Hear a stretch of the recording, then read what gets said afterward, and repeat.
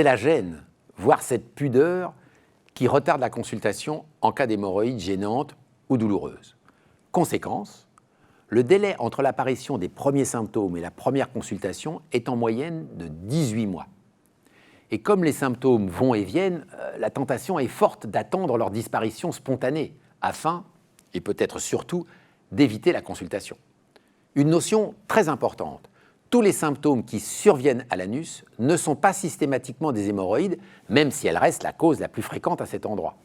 Elles ne sont pas graves, ce qui ne veut pas dire confortables, mais il faut savoir se méfier, notamment en cas de saignement.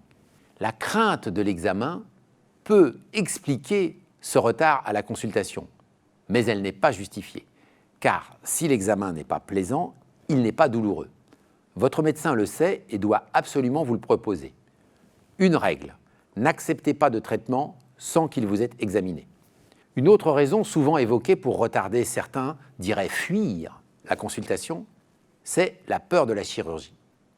Mais ce traitement ne concerne en fait que moins de 5% des hémorroïdes chroniques. C'est dire qu'il existe bien d'autres solutions, y compris des traitements médicaux, avant de parvenir à cette solution. Alors pourquoi consulter pour une maladie bénigne ? Eh bien, pour ne pas se tromper et éviter la dégradation progressive de la maladie. Voilà déjà 2 arguments forts pour prendre un avis avant de mettre en route l'application d'une crème ou d'un traitement laxatif. Les possibilités sont nombreuses et votre médecin saura vous conseiller.